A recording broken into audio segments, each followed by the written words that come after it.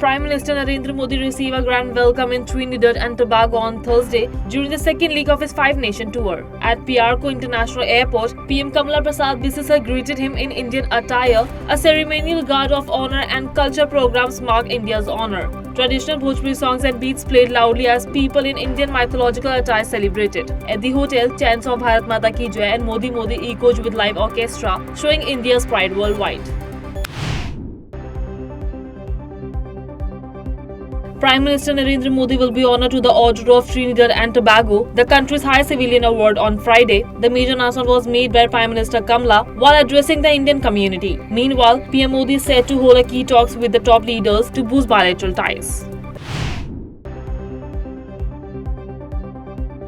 During his visit to Trinidad and Tobago, Prime Minister Narendra Modi presented a replica of Ayodhya Ram Mandir and watcher of Saryu River. Addressing the crowd of over 4,000 Indian Diaspora members, he recalled their earlier gestures of sending holy water and stones for the temple's construction in India. He praised their deep devotion to Lord Ram and said he brought the gift with the same spiritual emotions and respect they once showed.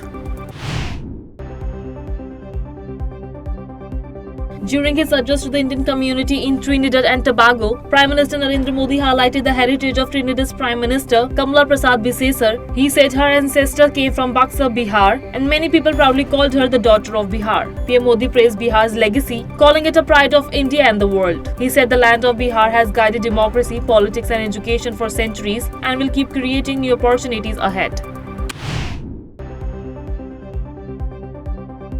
On his first visit to Trinidad and Tobago, Prime Minister Narendra Modi addressed the Indian community and praised their courage. He said India will soon have its own space station and India will walk on the moon. He declared Chanda Mama is no longer far.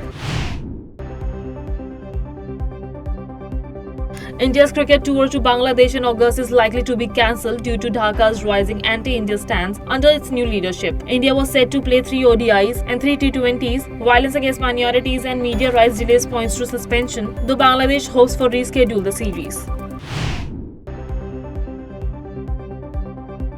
India's External Affairs Minister S. Shankar strongly criticized Western countries for showing double standards of terrorism. He said when terror attacks happens outside India, India always stands in support. But when the same happens in India, the Western doesn't respond quickly. He called it unfair and biased.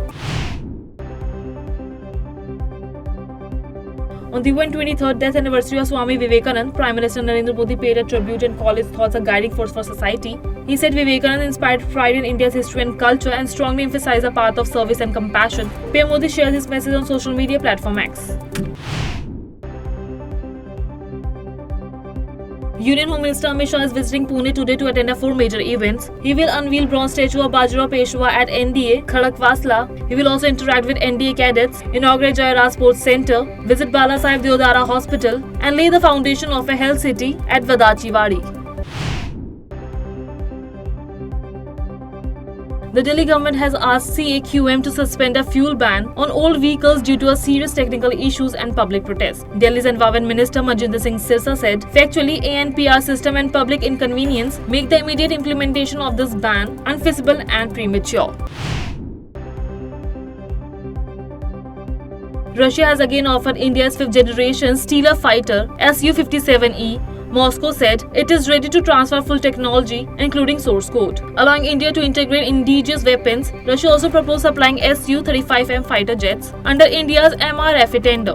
HAL's Nashik Uni may locally built Su-37E jets with 60% indigenization. As the United States celebrates its Independence Day today, President Donald Trump has declared a major political victory just ahead of the holiday. Congress passes sweeping One Big Beautiful Bill, which aims to make 2017 tax cuts permanent, while boosting defense, border and energy spending. Trump said the bill projects 2 million family farms from state tax and strengthening the borders with $350 billion in security funding, including wall expansion and new ICE officer hiring.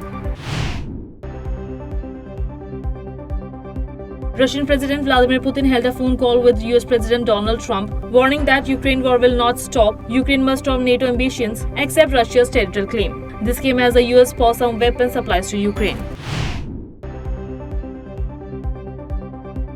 A big shooting happened on Wednesday night outside the restaurant and lounge in Chicago's River North area. The car drove by someone inside, starting shooting at the crowd after the rapper album party. 4 people died, including rapper Mellow Buck's boyfriend and best friend. 14 others were hurt. Indian Grandmaster and World Champion D. Gukesh defeated World number 1 Magnus Carlsen in the 6th round of the Grand Chess Tour 2025 in Zagreb on Thursday. With this win, Gukesh took the sole lead with 10 points, making the major moment in his rising career.